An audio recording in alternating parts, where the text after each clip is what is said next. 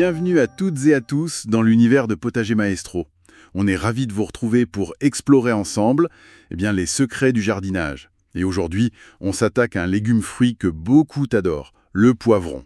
Plein de couleurs, généreux, mais il a ses petites exigences, on va voir ça. Oui, et quelle diversité! Des formes rondes, carrées, longues, et puis les couleurs, vert, rouge, jaune, orange, même chocolat, c'est assez étonnant. Et ce qui surprend souvent, c'est qu'il n'est pas piquant du tout, 0 sur l'échelle de Scoville. C'est tout à fait ça.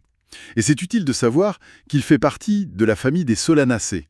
C'est le cousin de la tomate, de l'aubergine. Ah oui, d'accord. Et ça nous dit déjà beaucoup de choses.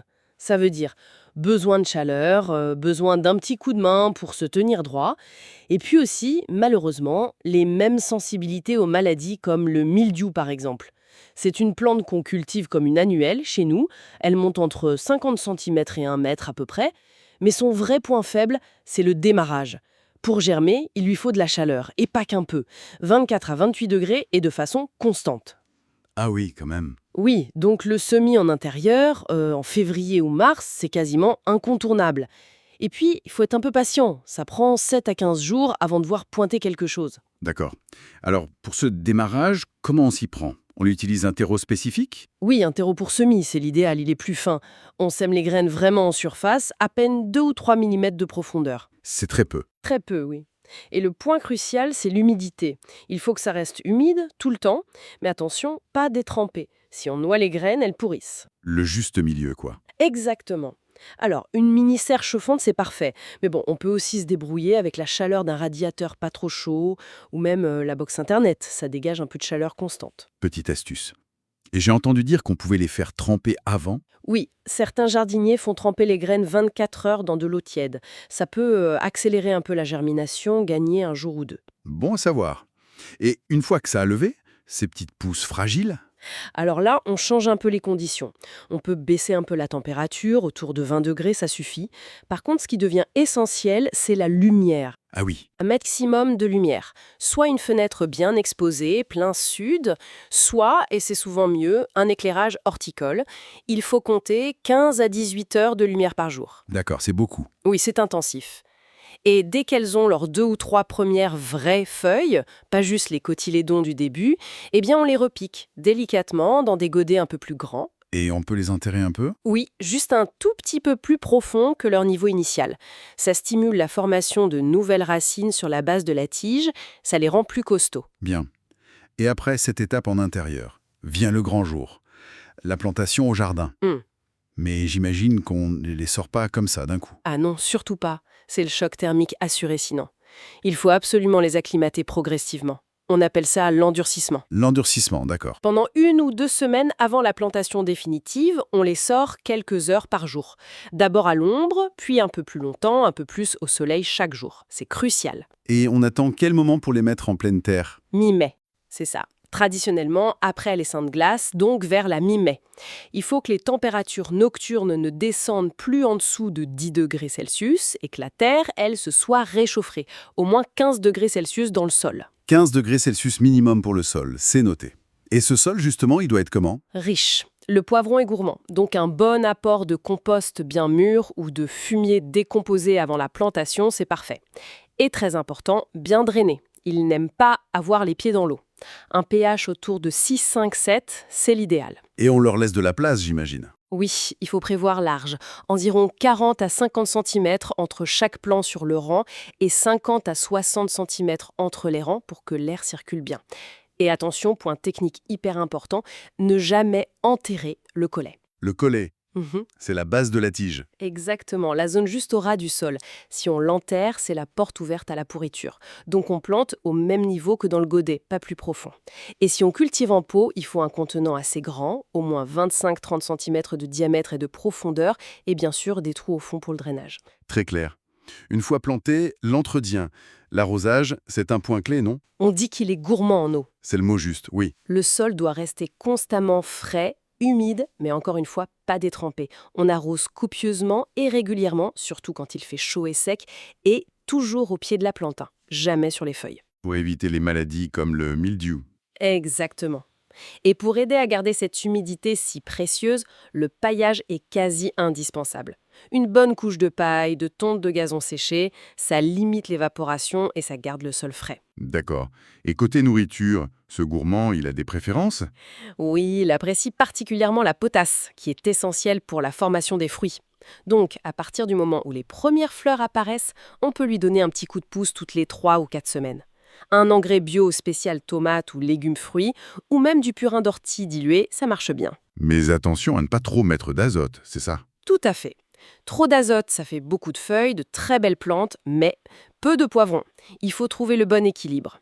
Et comme les tiges chargées de fruits peuvent devenir lourdes, un tuteur est nécessaire pour les soutenir. On peut aussi pincer les tiges, j'ai lu ça quelque part. Oui, on peut penser certaines tiges secondaires pour limiter le nombre de fruits par plant, peut-être à une dizaine.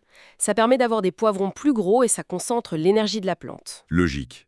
Pour les conditions idéales, on a parlé de chaleur, mais c'est plein soleil aussi.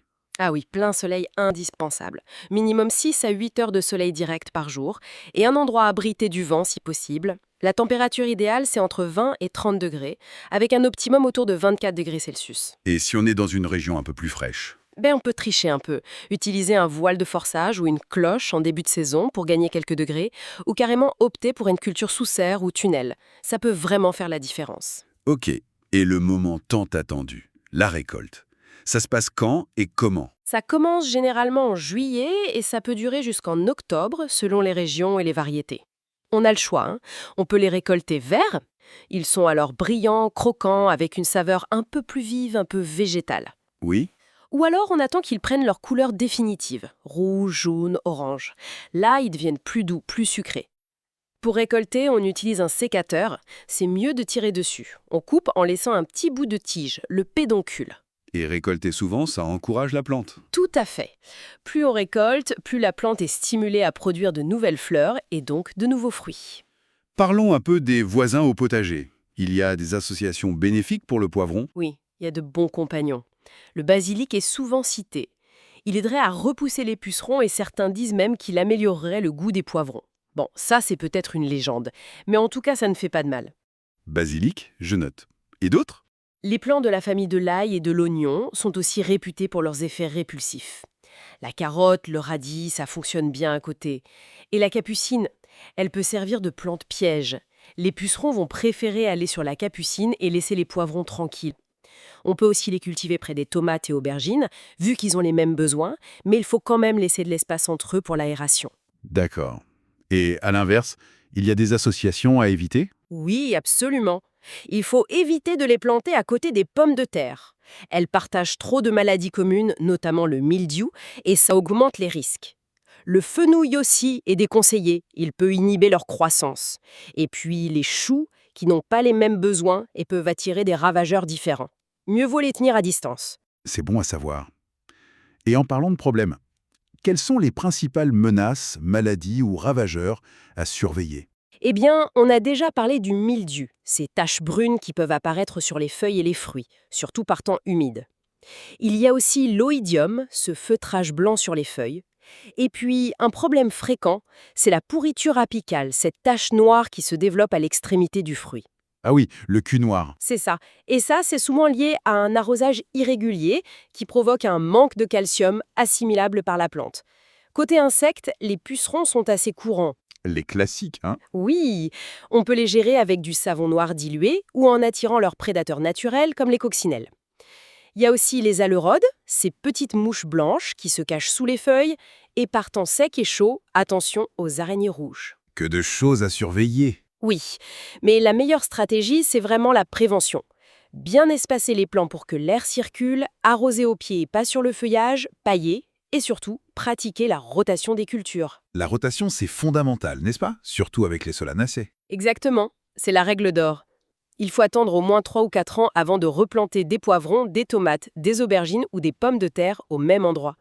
Ça évite d'épuiser le sol en nutriments spécifiques et surtout ça empêche les maladies et les ravageurs qui les ciblent de s'installer durablement dans le sol. Un cycle idéal, ce serait quoi, par exemple? On pourrait imaginer, après les poivrons, mettre des légumes racines comme les carottes, puis des légumes bulbes comme l'ail ou l'oignon, ensuite des légumineuses comme les haricots qui enrichissent le sol en azote, puis peut-être des choux avant de revenir éventuellement au solanacées après 4 ans.